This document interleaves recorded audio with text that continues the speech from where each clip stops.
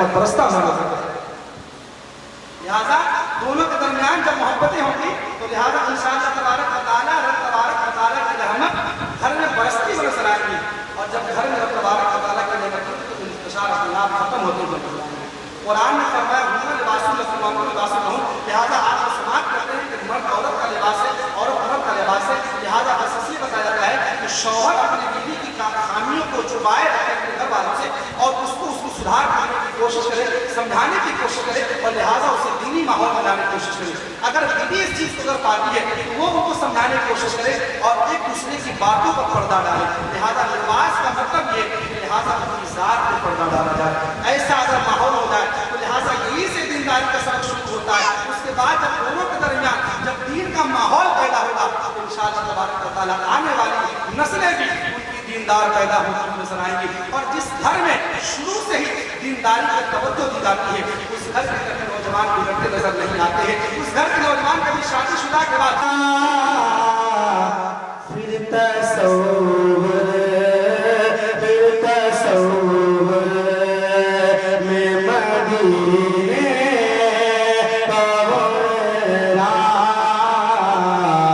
آیا، جب تصور میں میرے شہر مدینہ آیا، جب تصور میں میرے شہر مدینہ آیا۔ اور ذاتی محترم یہ دلجا کا مہینہ ہے، لوگ تمام حاجی حضرات اس ماہ مبارک میں حج کرنے کے لیے زمزم کر چکے طواف حرم، چکے آبے زمزم کر چکے طواف حرم، پی چکے آبے زمزم۔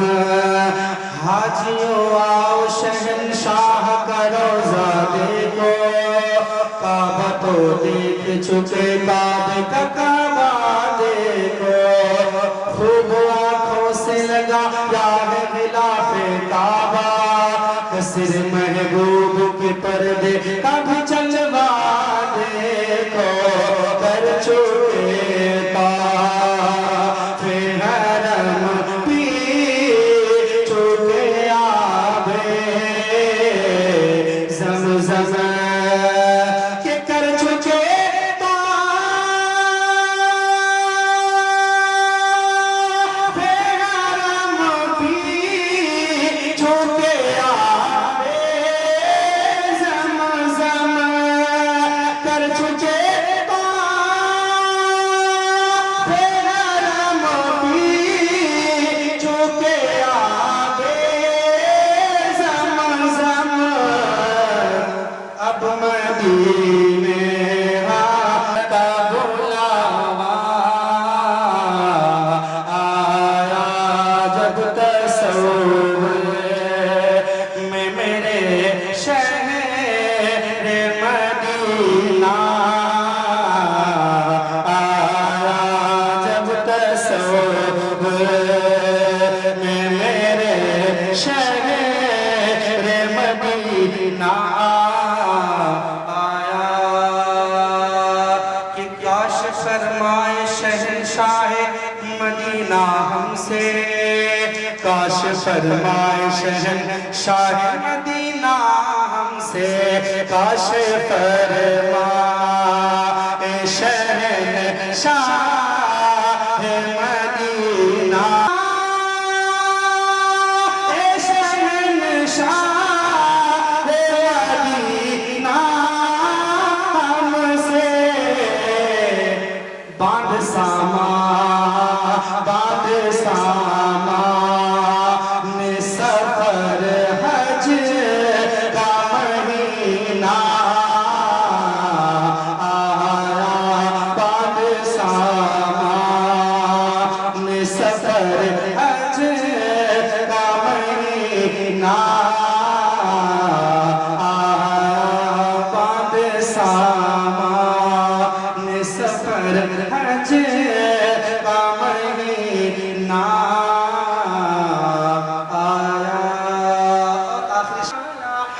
زہرا کی شادی کا ہے منظر کس قدر اعلیٰ، علی زہرا کی شادی کا ہے منظر کس قدر اعلیٰ، علی زہرا کی شادی کا۔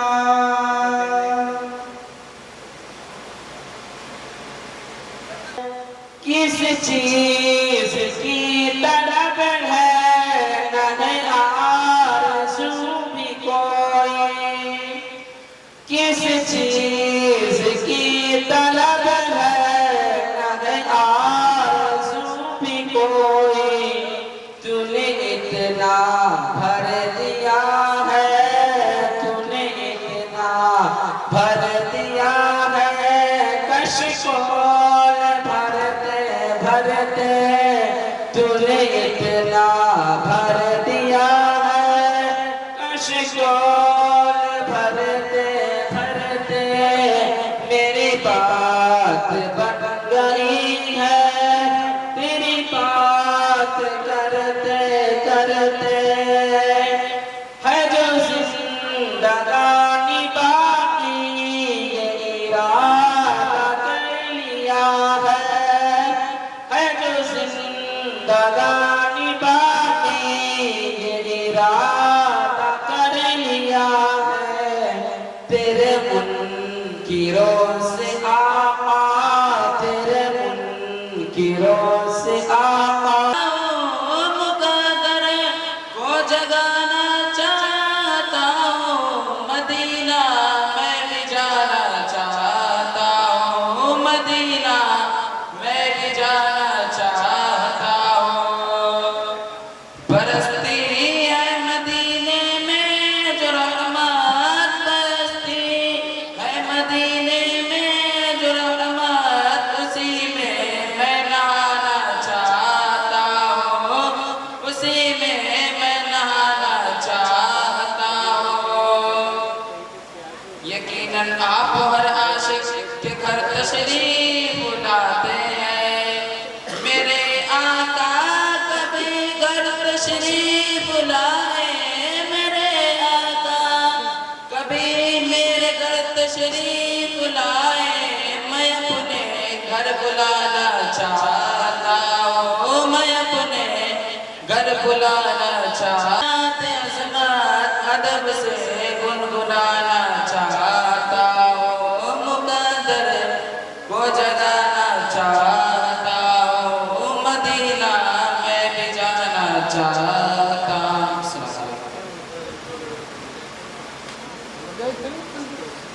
پیروی کے لیے کہ نہ زمانے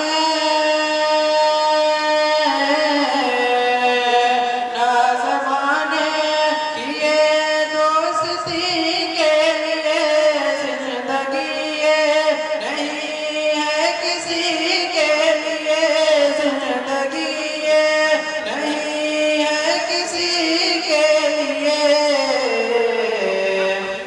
زندگی ہے نبی کی، نبی کے لیے، زندگی ہے نبی کی، نبی کے لیے، یہ نہ دنیا کی آوارگی کے لیے، کہ تم لباس محبت نہ ان سے سیو، ساتھ بین کے بیٹھو نہ کھاؤ پیو، تم لباس محبت نہ ان سے سیو، ساتھ بین کے بیٹھو نہ کھاؤ پیو، کہ اس طرح دوگنی زندگی مت جیو، صلح کل نبی کا حسرت قائم رہو،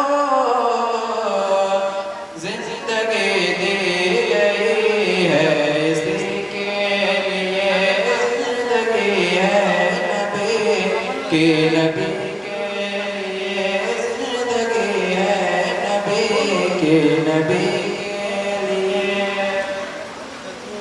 کہ جنتی تھا وہ شہدائے غوث الورا، جس کو کہتی ہے دنیا یہ اختر رضا جنتی تھا وہ شہدائے غوث الورا جس کو کہتی ہے دنیا یہ اختر رضا کہ گونجتی ہے ابھی تک غزالی صدا گونجتی ہے ابھی تک غزالی صدا اختر قادری خلد میں چل دیا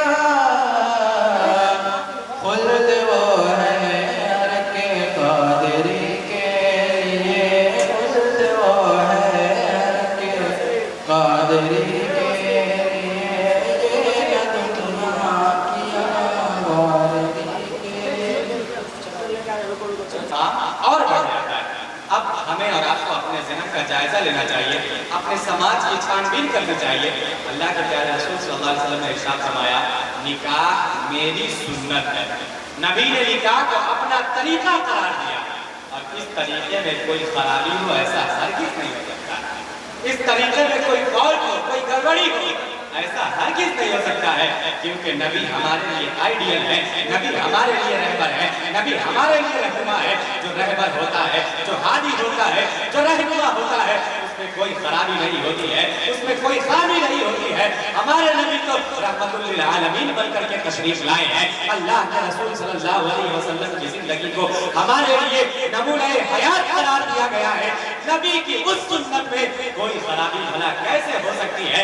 اگر آج کے ماحول میں شادی بیاہ میں ہم خرافات کرتے ہیں، ہم تباہیاں مچاتے ہیں، فتنہ و فساد برپا کرتے ہیں، فضول خرچیاں کرتے ہیں، یہ ہمارے ذہن کا فضول ہے، یہ ہمارے سماج کی بربادی ہے۔ اس کی وجہ سے ہمارے پیارے آقا پہ انگلی نہیں اٹھائی جا سکتی ہے۔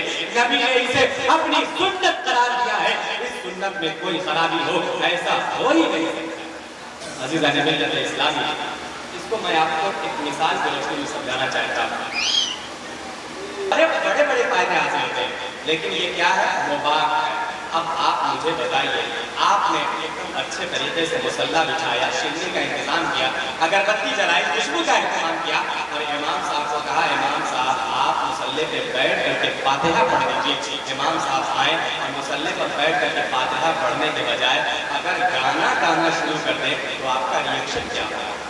آپ کی حالت کیا ہوگی؟ اگر امام صاحب جائے نماز میں بیٹھ کر کے ایک مرتبہ کوئی دنیاوی گانا جس میں کفر کا شائبہ نہ ہو، جس گانا کو گانے کی وجہ سے انسان کافر نہ ہو، اگر ایسا گانا امام صاحب مصلی پر بیٹھ کر کے گانا شروع کر دیں گے، آپ فوراً امام صاحب کے کالر میں ہاتھ لگائیں گے اور کہیں گے ابھی آپ یہاں سے روانہ ہو جائیے، مجھے آپ کی ضرورت نہیں ہے، ہم نے آپ کو فاتحہ پڑھنے کے لیے بلایا تھا، گانا گانے کے لیے نہیں بلایا تھا۔ فاتحہ پڑھیں گے ہمارے مرحومین کی مغفرت ہوگی، فاتحہ پڑھیں گے ہمارے درجات بلند ہوں گے، فاتحہ پڑھیں گے ہمارے گھر میں خیر و برکت کا نزول ہوگا۔ آپ کو فاتحہ پڑھنے کے بجائے گانا گا رہے ہیں، اب الٹا ہو جائے گا، اپوزٹ ہو جائے گا، رحمت نازل ہونے کے بجائے رب کا عذاب نازل ہونے لگے گا، ہماری مغفرت ہونے والی رہے گی، ہم جہنمی قرار دے دیے جائیں گے۔ آپ ایسا کیوں کر رہے ہیں؟ ہم نے آپ کو بخشش کے لیے بلایا تھا، آپ تو ہمارے گھر میں عذاب کا سامان فراہم کر رہے ہیں۔ عزیزان ملت اسلامیہ، ذہن کو قریب کریں، اگر امام صاحب ایک مرتبہ سورہ فاتحہ پڑھنے کے بجائے آپ کے مصلی پہ بیٹھ کر کے گانا شروع کر دیں، استغفر اللہ معاذ اللہ نعوذ باللہ، اگر بائی چانس کبھی امام صاحب نے فاتحہ پڑھنے کے بجائے گانا شروع کر دیا تو آپ ایک لمحہ بھی برداشت نہیں کریں گے، جبکہ فاتحہ پڑھنا مباح ہے۔ اب میں آپ سے پوچھنا چاہتا ہوں، مباح سے زیادہ درجہ سنت کا ہے۔ اگر سنت میں کوئی گانا گائے، ڈھول بازے، اللہ علیہ وسلم نے اسے اپنی سنت قرار دیا ہے، اور سنت کا تقاضا یہ ہے کہ اسے سنت کے مطابق انجام دیا جائے، سنت کی روشنی میں انجام دیا جائے۔ عزیزان ملت اسلامیہ، اپنے سماج کو بدلنے کی کوشش کریں، اپنے سماج میں چینجنگ لانے کی کوشش کریں، ورنہ بھول سے بھی اگر امام صاحب نے آپ کے فاتحہ خانے میں پہنچ کر گانا شروع کر دیا تو یقین مانیے پھر آپ کو تباہ و برباد ہونے سے کوئی بچانے والا نہیں۔ آپ کو اعتراض کرنے کا حق نہیں رہے گا، کیونکہ آپ نے مباح سے بھی پڑھ کر سنت میں گانا گایا ہے، سنت میں ناچ گانے کا اہتمام کیا ہے۔ اس وقت آپ کی نانی بن رہی تھی، اور جیسے ہی امام صاحب فاتحہ میں گانا شروع کرتے تو آپ کی طبیعت بدل گئی۔ یہ کہاں کا انصاف ہے؟ یہ دوہرا رویہ کیوں؟ یہ نوکری کر لو، کمانا دھمانا شروع کر دو، لیکن اللہ کے پیارے رسول صلی اللہ علیہ وسلم نے اس شخص کو حکم دیا اگر تمہیں فاقہ کشی ہے، اگر تم دانے دانے کے محتاج ہو، تم نکاح کر لو۔ اللہ کے پیارے حبیب نے اس شخص کو نکاح کرنے کا حکم دیا۔ ماننا پڑے گا نکاح کرنے کی وجہ سے انسان کے گھر میں برکتوں کا نزول ہوتا ہے، رحمتوں کا نزول ہوتا ہے، اور جو انسان تندرست رہتا ہے نکاح کرنے کے بعد وہ انسان مالدار ہو جائے گا۔ حضرت جلیبیب انصاری رضی اللہ تعالیٰ عنہ بہت مفلس، تندرست، پھٹے ہائے، نہ اعلیٰ خاندان ہے، نہ صاحب ثروت و دولت، نہ ساز و سامان، نہ کوئی اچھا گھرانہ، اور خوبصورتی بھی نہیں ہے۔ پیارے آقا کی بارگاہ میں حاضری دیتے ہیں، اسلام کی باتیں سیکھ کر کے اپنے گھر کو روانہ ہو جاتے ہیں۔ پیارے آقا کی بارگاہ میں ایک دن حاضر ہے، پیارے آقا ارشاد فرماتے ہیں یا جلیبیب الا تتزوج، اے جلیبیب تم نکاح کیوں نہیں کر لیتے، تم شادی کیوں نہیں کر لیتے؟ حضرت جلیبیب نے کہا یا رسول اللہ میرے پاس اچھا خاندان نہیں ہے، میرے پاس اچھا مکان نہیں ہے، میرے پاس مال و دولت نہیں ہے، اللہ کون اپنی لڑکی میرے حوالے کرے گا؟ کرنے والی عورت، سب سے زیادہ پیسہ لٹانے والی عورت اگر کوئی تھی تو وہ جلیبیب کی بیوی تھی۔ میں آپ سے پوچھنا چاہتا ہوں کل تک جس جلیبیب کے گھر میں ایک دانہ نہیں تھا، کل تک جو جلیبیب فاقہ کشی کی زندگی گزار رہا تھا، کل تک جو جلیبیب دانے دانے کو محتاج تھا، آج اس کی بیوی کے پاس اتنی نعمتیں کہاں سے آئی، اتنی برکتیں کہاں سے آئی؟ ماننا پڑے گا کہ نکاح کی برکت تھی، نکاح کی وجہ سے رب نے انہیں اتنا مالا مال کر دیا کہ پورے انصاری قبیلے میں سب سے زیادہ خرچیلی عورت حضرت جلیبیب کی بیوی تھی۔ عزیزہ نبی اسلامیہ اپنے ذہن کو تبدیل کریں، ہمارے معاشرے کا نوجوان بالغ ہو، ایسا لگے کہ اب اس کے قدم ڈگمگانے والے ہیں، اس کی عمر کا انتظار نہ کریں، اس کے اپنے قدم پہ کھڑا ہونے کا انتظار نہ کریں، بلکہ اس کی شادی کر دیں۔ اللہ رب العزت اس کی برکت سے اسے مالدار بنا سکتا ہے، دولت مند بنا سکتا ہے، صحت مند بنا سکتا ہے۔ درود پاک اللہم صلی علی سیدنا شفیعنا و مولانا محمد بارک وسلم صلاۃ و سلام علیک و علی آلک و اصحابک یا رسول اللہ صلی اللہ علیہ وسلم۔ عزیزان ملت اسلامیہ، شادی بیاہ کے موقع پر بہت سارے ایسے کارنامے انجام دیے جاتے ہیں جن کارناموں کی وجہ سے اللہ کی لعنت اگر مرد غلطی کا ارتکاب کرتا ہے، مرد سے گناہ ہوتا ہے، اللہ رب العزت اس گناہ کی سزا اس زانیہ عورت کو دے گا، اس کی وجہ سے وہ زانیہ عورت مجرم ہوگی۔ بتائیں ہم سجا دھجا کر کے اپنی بیٹیوں کو مزاروں پہ لے کر کے جایا کرتے ہیں، ہم سجا دھجا کر کے اپنی بیٹیوں کو، اپنی بہوؤں کو میلوں میں لے کر کے جایا کرتے ہیں، شادی بیاہ میں لے کر کے جایا کرتے ہیں۔ ہماری غیرت کہاں مر گئی؟ کیا ہمارے اندر ایمان کی حرارت موجود نہیں؟ ہم تو ایمان والے ہیں، اللہ کے نبی کی ایک ایک بات پہ ہمارا ایمان ہے۔ جب نبی نے ارشاد فرمایا کہ جو عورت عطر لگاتی ہے اس نیت سے کہ کوئی مرد اس کی خوشبو کو محسوس کرے تو وہ عورت زانیہ ہے۔ کیا ہم اپنی بیٹی کو زانیہ بنانا چاہتے ہیں؟ کیا ہم اپنی بہن کو زانیہ بنانا چاہتے ہیں؟ کیا ہم اپنی ماں کو زانیہ بنانا چاہتے ہیں؟ ہمارے سماج کا جواب ہوگا ہرگز نہیں، بلکہ ہم چاہتے ہیں کہ ہماری بیٹی جنتی ہو، ہماری مائیں جنتی ہو، ہماری بہنیں جنت کا حقدار بنے۔ تو جنت کا حقدار کیسے بنے گی؟ شادی بیاہ کا موقع ہو، میلہ ہو، عرس ہو، مزار ہو، کوئی بھی فنکشن ہو، ہماری عورتیں پردوں میں رہنا چاہیے۔ جس دن سے ہماری عورتیں حجاب میں رہیں گی اس دن سے زمانہ اوقات میں رہے گا۔ عزیزان ملت اسلامیہ، شادی بیاہ کے موقع پر ایک اور بہت بڑی غلطی جس کو بیان کر کے میں اپنے گفتگو کو تمام کروں چونکہ وقت مکمل ہونے والا ہے۔ آج ہمارا نعمت کی قدر نہیں کرتے، کھانے کی قدر نہیں کرتے۔ میں آپ کو پیغام دینا چاہتا ہوں ورنہ وہ دن دور نہیں کہ جس طریقے سے حضرت موسیٰ علیہ السلام کی قوم میدان تیہ میں تھی، آسمان سے دسترخوان اترتا تھا، آسمان سے دسترخوان نازل ہوتا تھا، بغیر محنت کے وہ من و سلوا کھایا کرتے تھے، رب کائنات انعامات کی بارش برساتا تھا۔ حضرت موسیٰ علیہ السلام کی قوم میدان تیہ میں بغیر محنت کے، بغیر کمائے، بغیر کچھ کیے اللہ کی جانب سے من و سلوا کھایا کرتے تھے۔ ایک دن حضرت موسیٰ کی قوم نے کہا یا موسیٰ لن نصبر علی طعام واحد، ہم ایک کھانے پر ہرگز صبر نہیں کریں گے، بہت ہو گیا، ہم یہ کھانا برداشت نہیں کریں گے۔ انہوں نے کھانے کی توہین کی، کھانے کی نافرمانی کی، نہ نتیجہ یہ نکلا جو بغیر محنت کے نازل ہو رہا تھا، جو بغیر محنت کے انہیں کھانا مل رہا تھا، اللہ رب العزت نے اس دسترخوان کو سمیٹ لیا، واپس بلا لیا اور خود دیا جاؤ آبادی کی طرف چلے جاؤ، وہاں کھیتی کرو، وہاں تمہیں گندم ملے گا، وہاں تمہیں جو ملے گا، وہاں مکئی ملے گی، وہاں تم فصلیں اگا سکتے ہو۔ عزیزان ملت اسلامیہ، میں آپ سے پوچھنا چاہتا ہوں، حضرت موسیٰ علیہ السلام کی قوم نے کھانے کی ناقدری کی، کھانے کی توہین کی، نتیجہ یہ نکلا وہ کھانا ان سے چھین لیا گیا۔ ہم بھی کھانے کی ناقدری کریں گے، ممکن ہے ہم سے بھی وہ نعمتیں چھین لی جائیں، کیا ہم نہیں جانتے؟ ہم نے جو بوڑھے ہیں وہ جب گھر سے نکلتے تھے مکئی کی روٹی کھا کر کے نکلتے تھے، وہ جب گھر سے روانہ ہوتے تھے جو کی روٹی کھا کر کے نکلتے تھے۔ آج ہماری آبادی میں کتنے ایسے لوگ ہیں جو مکئی کی روٹی کھاتے ہیں، جو کی روٹی کھاتے ہیں؟ کیا یہ نعمت نہیں ہے؟ اور یہ تو ایسی نعمت ہے جن میں طاقت ہی طاقت ہے، جن میں کیلشیم ہی کیلشیم ہے، پاور ہے، طاقت ہے، دولت ہے۔ ایسی نعمت ہم سے چھین لی گئی۔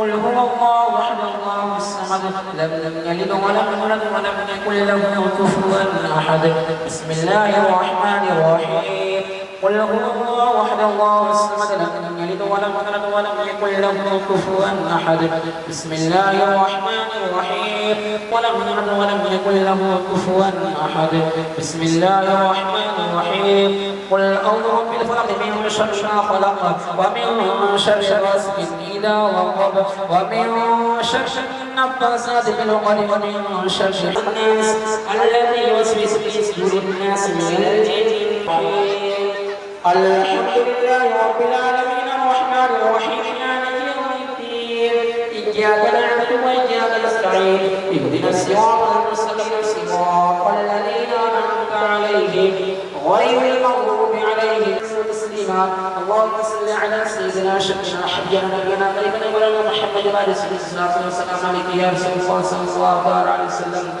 اعوذ بالله من الشيطان الرجيم الا ان اولياء الله لا خوف عليهم ولا هم يحزنون الذين امنوا وكانوا يتقون سبحان ربك رب العزه عما يصفون والسلام على المرسلين والحمد لله رب العالمين الفاتحة نقشبندیہ سہروردیہ رضویہ علائیہ برکاتیہ اور تمام سلاسل مقدسہ کے تمام بزرگان دین کی بارگاہوں میں نصب کرتے مولا تعالیٰ قبول فرما۔ اس بستی اور اس بستی کے قرب و جوار کے قبرستان میں آرام فرما، تمام اہل ایمان کی روحوں کو نصب کرتے مولا تعالیٰ قبول فرما۔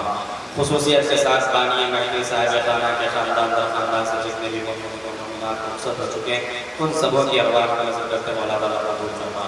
ان تمام کے ثواب کو صدقہ و دفعہ ان سبوں کے سیئات کو حسنات سے تسلیم فرما، ان سبوں کو کروٹ کروٹ جنت نصیب عطا فرما، ان سبوں کی قبروں میں رحمت و انوار کی بارشیں برسا، جنت کی کھڑکیاں کھول دے، جنتی بستر جنتی لباس عطا فرما، میدان محشر میں حضور صلی اللہ علیہ وسلم کی شفاعت و زیارت نصیب فرما۔ یا اللہ ہم سبوں کی تمام نیک اور جائز تمناؤں کو پورا فرما، ہونے والی شادیوں کو شادی خانہ آبادی بنا مولا، جو بارات آنے والی ہے اللہ تعالی وسلم و بارک علی خیر خلقہ ونور عرش محمد وارحمنا واحفظنا معهم برحمتك يا ارحم الراحمين لا اله الا الله محمد رسول الله صلى الله عليه وسلم.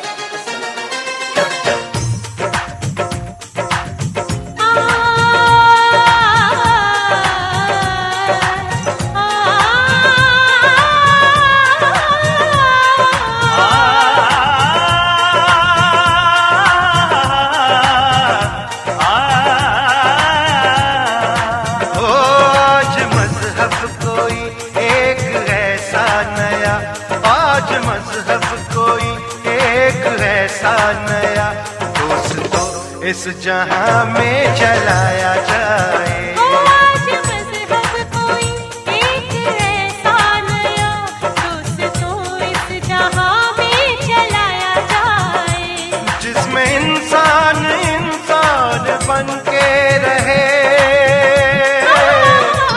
جس میں انسان انسان بن کے رہے اور گلشن کو گلشن بنایا جائے.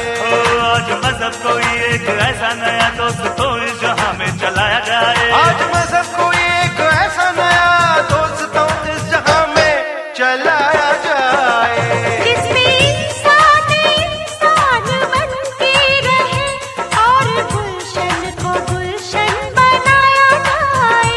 آج مذہب کوئی ایک ایسا نیا دوستو اس جہاں میں چلایا جائے. سارے گگرے زگرے زگرے سدا سارے گگرے زگرے زگرے سنی رے گا مما کرے مگرے مگرے کرے زگرے سا پاسا. ہاں جس سے بڑھ کر کوئی کتاب نہیں اور جس کا ملتا کوئی جواب نہیں. عمر بھر چڑھ کر جو نہیں اترے وہ نشہ ہے مگر شراب